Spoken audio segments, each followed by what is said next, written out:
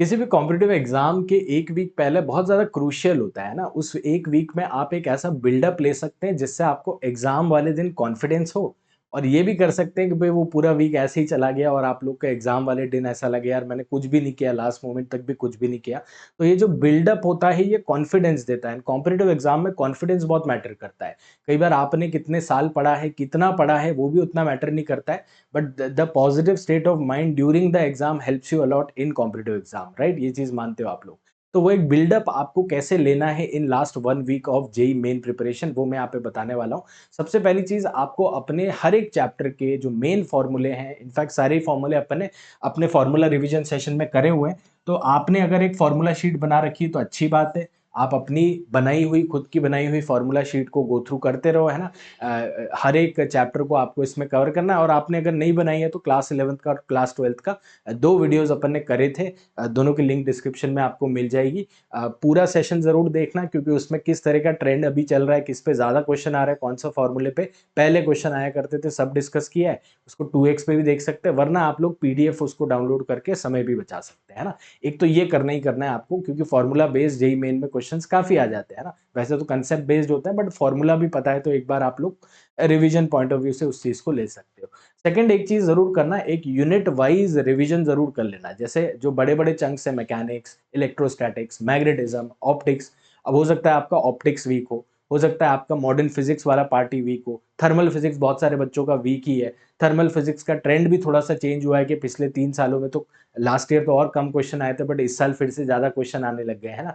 तो thermal physics जिसका week है, 1.5 घंटे का सेशन बनाया था जिसमें पिछले 3 सालों में किस तरह का ट्रेंड है और अपने इस साल में जनवरी में कैसे वो ट्रेंड में माइनर सा एक चेंज आया है ना। तो ये अपने अपने फिनाले बैचेस वगैरह में तो बहुत डिटेल में डिस्कस किया है, बट जेई पंच सीरीज थोड़ा सा उसका शॉर्टर वर्जन है, यूट्यूब पे फ्रीली अवेलेबल है। इसकी भी डिस्क्रिप्शन में आपको लिंक मिल जाएगी कि यार इस सीरीज में अपने एक तो यूनिट वाइज कवरेज किया है, मतलब कि मैग्नेटिज्म का अलग है, किसी का मैग्नेटिज्म का कोई पर्टिकुलर पार्ट ही वीक है तो आप लोग उस पार्ट में जाके उसको रिवाइज कर सकते हैं। थ्योरी रिवीजन भी और क्वेश्चंस इंपॉर्टेंट जो ट्रेंड अभी चल रहा है पिछले 3 सालों से, और जनवरी में भी अगर कोई ट्रेंड में चेंज आया तो वो अपन ने कवर किया है। Same for maths and chemistry also, है ना? तो JEE punch series will be a placeholder for you कि हाँ यार ये वाला अगर सब टॉपिक वीक है आपका, ये यूनिटी वीक है, पूरी ऑप्टिक्स ही वीक है, तो उसमें क्या करना चाहिए? ऑप्टिक्स में भी ऑप्टिकल इंस्ट्रूमेंट वाला पार्ट वीक है। वैसे तो उस पर जनवरी में इतने क्वेश्चन आए नहीं बट लास्ट 3 साल में तो आए ना। तो किस तरह के आए थे और किस तरह के अगर आप भी पढ़ा तो अप्रैल में आप लोग उसके लिए तैयार रहेंगे। And last and the most important thing is setting up of your body clock. देखो ये सबसे इंपॉर्टेंट चीज होती है। आप अपने एग्जाम वाले दिन, आपका जैसे 9 से 12 आया या 3 से 5 आया, जो भी आपका स्लॉट आता है, कितने एक्टिव हैं उस दिन डिपेंड्स ऑन कि आपने मतलब पिछले 5-6 दिन में किस तरह की एक्टिविटी की है उस पर्टिकुलर स्लॉट में। आप समझ रहे हो कि वो पर्टिकुलर स्लॉट में अभी आपको जब तक नहीं पता है अपना स्लॉट 9 से 12 एंड 3 से 5, दोनों ही टाइमिंग पे हाइपर एक्टिव रहना है, सिर्फ प्रैक्टिस करना है। बेस्ट होगा कि उस टाइम में मॉक टेस्ट दे दो। मॉक टेस्ट है ही नहीं तुम्हारे पास तो जेएमपीपी रिलोडेड आपको पता है कि बेस्ट मॉक टेस्ट है इन द इंडस्ट्री। जो सबसे रेलेवेंट जेई मेन के लिए मॉक टेस्ट सीरीज आज की डेट में इंडिया में है, वो अपनी टीम ने बनाई है, बहुत अच्छे एनालिसिस से बनाई है, उसके बारे में मैं बाद में बता दूंगा। बट यस, ये इंपॉर्टेंट है कि आपको अपने जो भी स्लॉट आपको जब भी पता चलता है, ठीक है, नहीं पता है तो आपको 9 से 12 भी और 3 से 5 में भी हाइपर एक्टिव रहना है। अब कई बच्चे जैसे लेट उठते हैं, कई बच्चे दिन में सो जाते हैं, तो वो चीज़ को मतलब आपको कवर अप करना है, क्योंकि देखो एग्जाम वाले दिन आपके माइंड को, आपके बॉडी को थोड़ी ना पता है कि ये इस दिन होना है।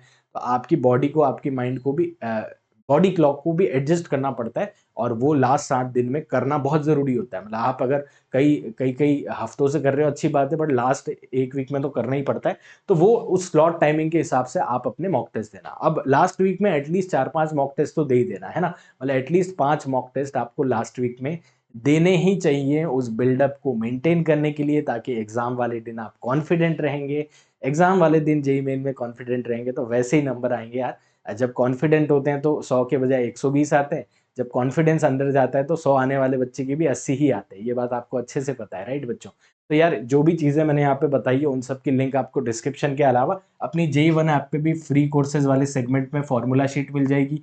जेई पंच सीरीज और भी बहुत कुछ किया, लेकिन ये चीजें अभी बहुत रिसेंट है, अपन ने बहुत मेहनत से बनाई है इस टीम ने, बहुत ही एनालिसिस करके जेएमपीपी रीलोडेड टेस्ट सीरीज भी निकाली जो कि अप्रैल के लिए रिलेवेंट है ना। जब दिसंबर में अपन ने जेएमपीपी किया था, जेई मेन प्रेडिक्टर पेपर, तब उसमें जनवरी में 95% फिजिक्स का तो 95% है, केमिस्ट्री मैथ्स में अगर आप कर भी लो तो 90% क्वेश्चंस एटलीस्ट रिपीट हुए हैं। Questions as it is repeat नहीं होते हैं, बट क्वेश्चन किस तरह से पूछा गया है, क्या कंसेप्ट उसमें लग रहा है, क्या फॉर्मूला उसमें लगेगा, बस कैलकुलेशन अलग हो गई है, क्योंकि वो ऑब्वियसली एनटी हमारी टेस्ट सीरीज तो कॉपी नहीं करेगा, बट एक ट्रेंड हमने पिछले 5 साल से ऑनलाइन स्पेस में परसीव किया है। इस ट्रेंड के हम लोग, मैं बोल सकता हूँ कॉन्फिडेंस से पूरे दावे के साथ, कि जेई1 के टीम के एजुकेटर्स इतने ज़्यादा प्रो हैं कि कोई बड़े से बड़े इंस्टीट्यूट के अंदर बैठे हुए टीचर्स भी इस ट्रेंड को उतना परफेक्ट नहीं कर पाए जितना हमारी टीम ने किया। इंडिया में सबसे पहला ऑथेंटिक पेपर डिस्कशन 5 सालों से लगातार हम लोग कर रहे हैं, और यस यही चीज़ आप लोग को फायदा देने के लिए